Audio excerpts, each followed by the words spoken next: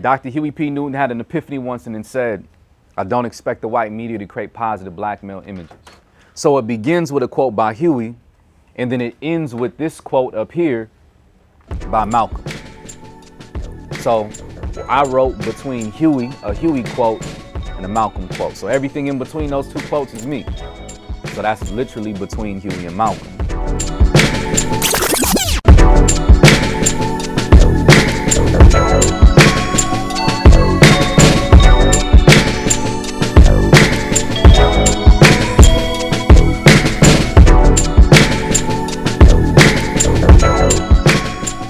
All right.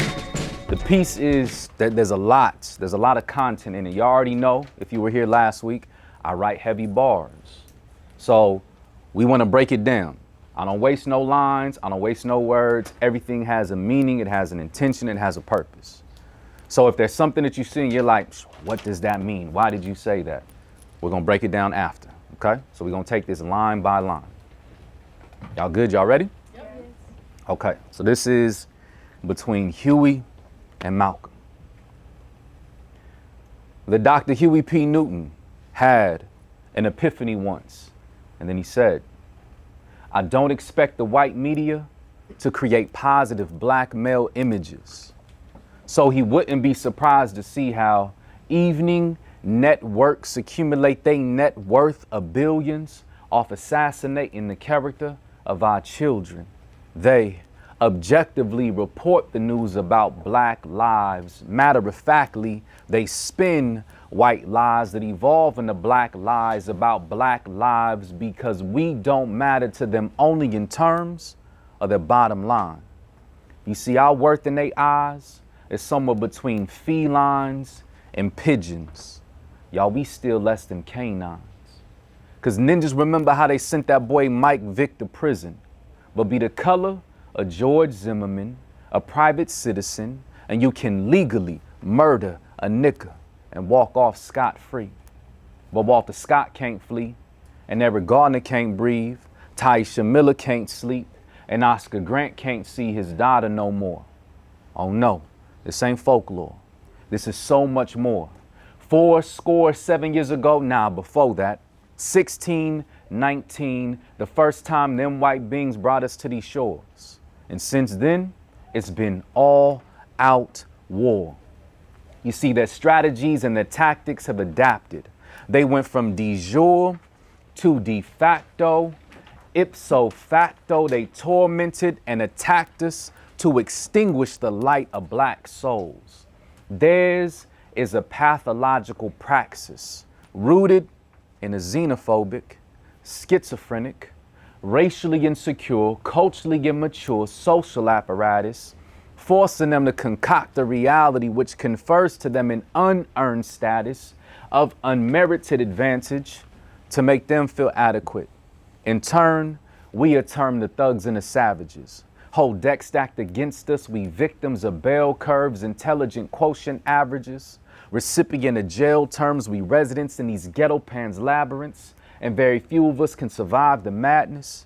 And for those that do, them government issue bullets fly faster than light travels from the sun to our planet. That third rock from the sun.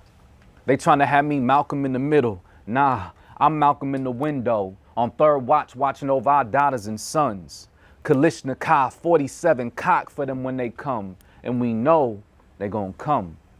Because for us, this land is a Robert Kirkman graphic novel, for it feeds off the blood of our young. Y'all, we are the walking dead. Just channeling our inner Tyrese, because we ain't destined to make it past the first few letter boxes of the first few sheets. We are akin to proteins and fatty lipids in the belly of the beast. Our appendages are the meat of fleshy mango stuck in teeth, to be plucked and sucked in moments after the feast. Now let that digest. Yeah. I know these words hit hard to the gut like dysentery, or hard to the brain like religious missionaries colonizing souls and minds. No matter how you reduce it, pain is the protocol. You either die and revoke your past or try to pass as something you not on that Rachel Dolezal. But y'all, we can't opt out. We can't drop out, especially when them cops is out. That index itchy when the gun come out. We go to sleep dreaming at night, wishing it would all run out and be replaced by something different when the sun comes out. But the day breaks and the morning is here, and we find ourselves in mourning again. And I don't want to see any more mornings where we're mourning kith and kin. So I guess it means that we back on that Malcolm again. In essence, it only means that we want one thing. We declare our right to be a man, to be a human being, to be respected as a human being, to be given the rights of a human being in this society, on this earth, in this day, which we intend to bring into existence by any means necessary. That's it. Right on.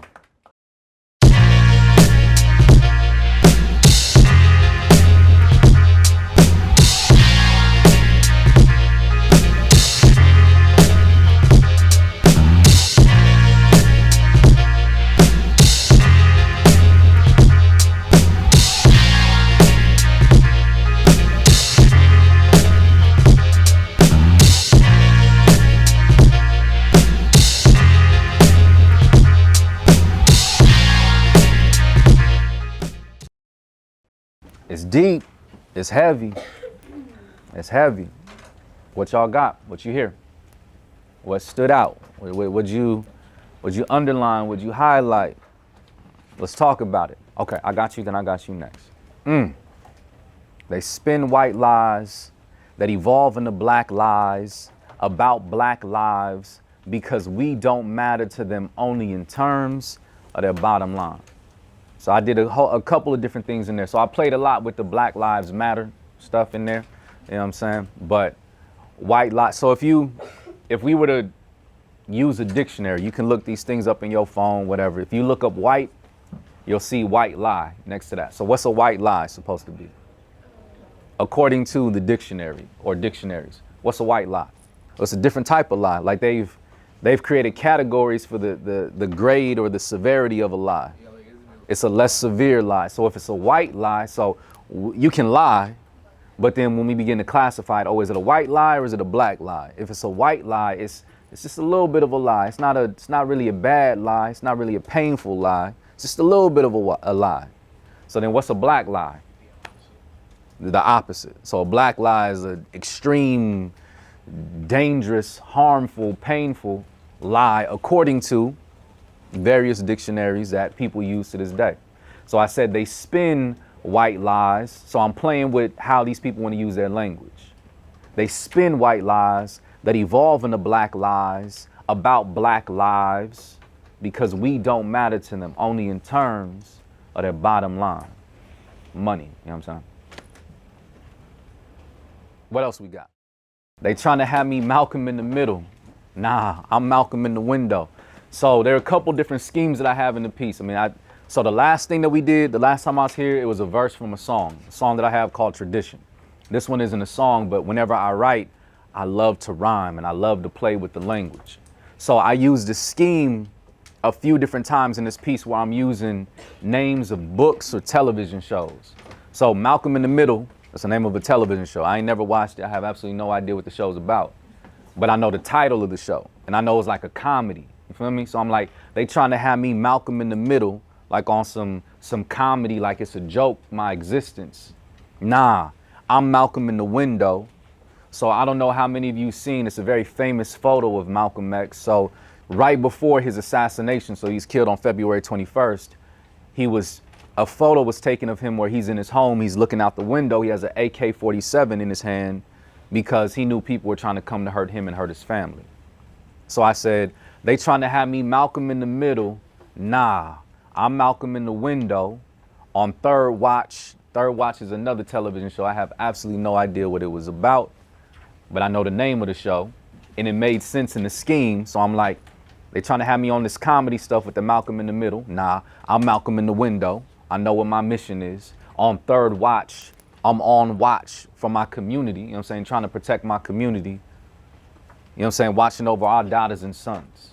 Kalashnikov 47. So when you say an AK-47, it's a Kalashnikov 47 because Kalashnikov was the name of the dude who made it, and the year that it was made was 1947, so that's why it's called an AK-47. So Kalashnikov 47, cock for them when they come, and we know they gonna come. A lot of y'all was highlighting and underlining what we got. Let's talk. Let me know something. Don't be afraid. And we'll go to the next line because somebody might have a question about this and y'all might not know that. So I said, we know they're going to come because for us, this land is a Robert Kirkman graphic novel. Anybody know who Robert Kirkman is and the graphic novel that he created? Some of y'all are real familiar with it and just might not know the name. Anybody in here ever watched the TV show The Walking Dead or played the video game The Walking Dead?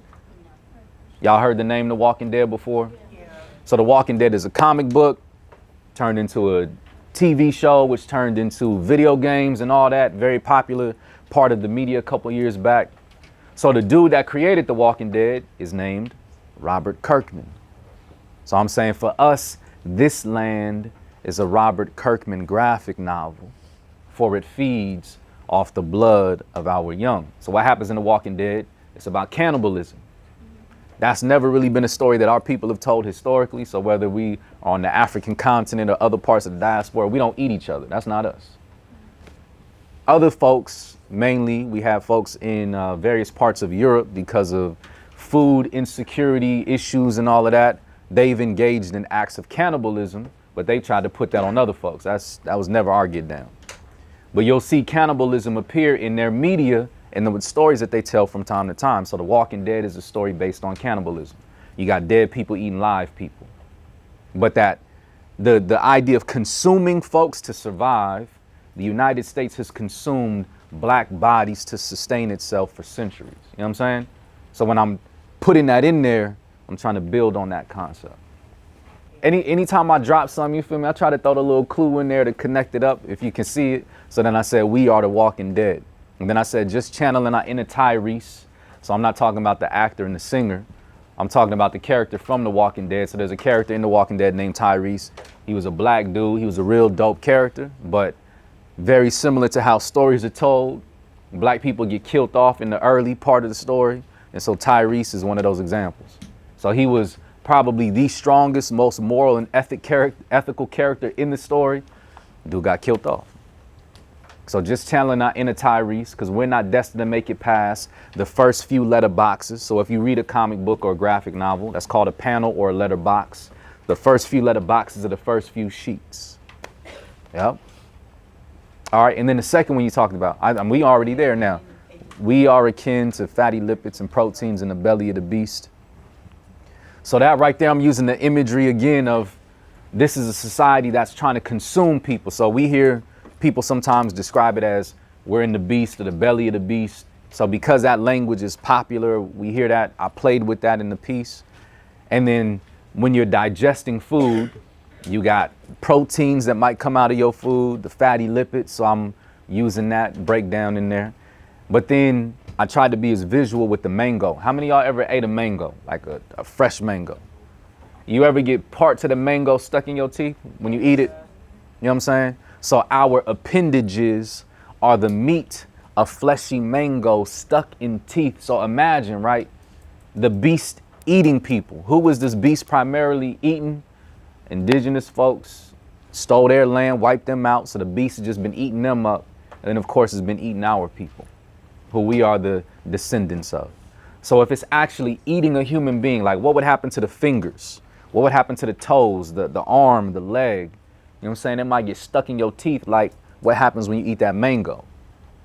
So that's what I'm trying. So our appendages are the meat of fleshy mango stuck in teeth to be plucked and sucked in moments after the feast. Now let that digest. So that's how that all came together.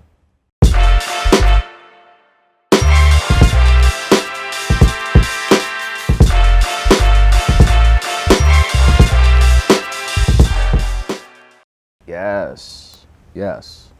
So the decision gets put in front of people. It's like, all right, well, if you don't like this, then you're gonna have to do something about it.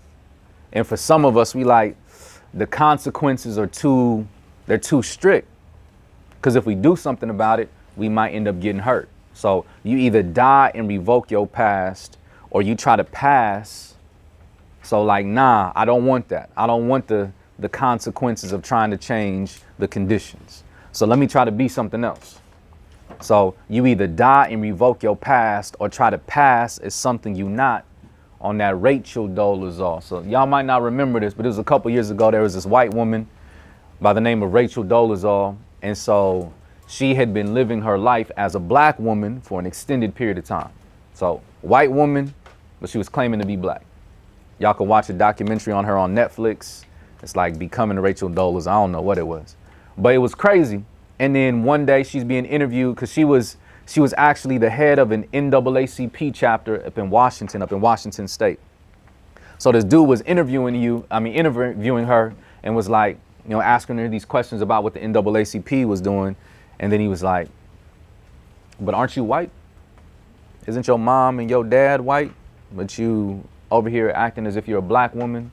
She supposedly went to, I think, a historically black college and university. She may have went to Howard, got there like on a scholarship because they thought that she was a black woman. So she had been masquerading as a black woman, although she was a white woman, white parents and all. So I'm saying you either die and revoke your past or try to pass as something you not on that Rachel Dolezal. So this woman who did this whole thing of, I'm a white woman, but I'm gonna say that I'm a black woman. She can opt out, you feel me? She can easily be like, I'm gonna stop doing my tanning routine. I'm gonna take these braids out my hair and I'm gonna turn back into a white woman. She could do that any day she wants to. But we can't opt out. We can't drop out, especially when them cops is out. You know what I'm saying? There's a very big difference between those two things. What else we got? We still less than canines. All right, so I said we somewhere between felines and pigeons. Y'all, we still less than canines, because this is part of the answer to the question. How many of y'all in here ever heard of the young brother by the name of Michael Vick? Anybody in here familiar with Michael Vick? All right, go ahead, Victor, tell me. Professional football player. Probably one of the most popular athletes in the United States of America, maybe even the world at the time that we're talking about. So he went to Virginia Tech, played football there, was drafted by the Atlanta Falcons. And then while he was a star football player for the Atlanta Falcons, he ends up with the situation involving canines. Anybody know what happened with him and canines? So he was doing some dog fighting. A lot of people fight dogs. I'm certainly not saying that's the right thing to do. Mike Vick was fighting dogs. And so there was this big investigation, federal investigation. The federal government got involved in following Michael Vick. Said that you were wrong for fighting dogs, mistreating these dogs, having some of these dogs killed. So because of that, you're gonna go to prison. So Mike Vick, it would be, and I'm certainly not wishing this on the brother, but like probably the most popular, who would you say is the most popular male athlete right now? All right, so somebody said Patrick Mahomes.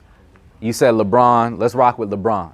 So it would be the same thing as if LeBron James right now, if something happened to him and he got sent to prison, it would be the exact same thing. I mean, let's think about that. A dude this powerful, this popular, ending up with a case, in this case sending him to prison. That was Michael Vick a few years ago for dogs. So then I said, because ninjas remember how they sent that boy Mike Vick to prison, but be the color of George Zimmerman. Who's George Zimmerman? Y'all know who he is? George, he did what? So George Zimmerman killed Trayvon Martin. So George Zimmerman killed Trayvon Martin. George Zimmerman was not an officer, and it doesn't justify it if he was an officer. But he just a regular white dude. And he had called the police saying, I see this kid walking through the neighborhood. The police said, leave the boy alone. Multiple times they said, leave the boy alone. He goes out of his house, creates this conflict with Trayvon Martin, kills him, so he kills a human being. Kills an unarmed, innocent kid. Did George Zimmerman go to prison? He didn't go to prison at all. Matter of fact, he's suing the family of Trayvon Martin right now because he's claiming that they have defamed him. They have like desecrated his reputation. He killed their son, and now he's trying to sue their family for that. Mike Vick, the most popular athlete probably at that time, mistreats dogs, goes to prison for killing dogs. George Zimmerman kills a black kid. Nothing happens to him, and then turns around and sues the family of the kid that he killed.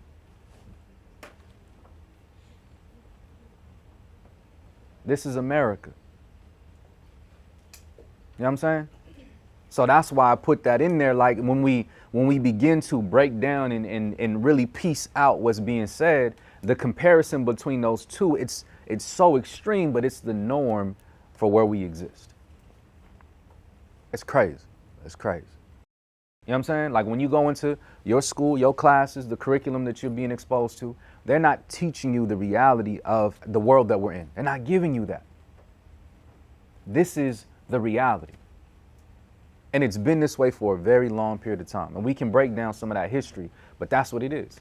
The confidence or the bravado that people have thinking that because of their privilege. And so, you know, I say later in the piece, they concocted a reality that confers to them an unearned status of unmerited advantage to make them feel adequate. They've created an entire system which will exonerate them, excuse them, make right what they did wrong time and time again. But let us mess up or not even mess up, it's all bad. Amazing day, amazing session. So today is February 20th, 2020. We're just wrapping up here at Langston Hughes Academy in Stockton, California, Aspire Charter School Network, and we did the second edition of the Black program, Building Leaders and Activists with Collective Knowledge, with the students here at Langston Hughes Academy. Phenomenal. We talked about Dr. Huey P. Newton, Brother Malcolm X, using Between Huey and Malcolm from the Black Boy Poems book, the Black Boy Poems curriculum, went down.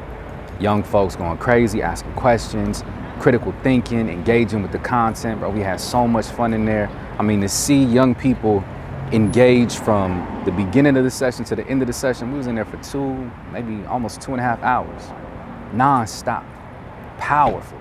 Letting folks be inspired by their history, by their tradition, by their culture, but then most importantly, seeing what that means to them so they can see the power that they have in themselves to give life to that tradition, that history, that culture in the present day, to then begin to create change for their community. That's what we're about.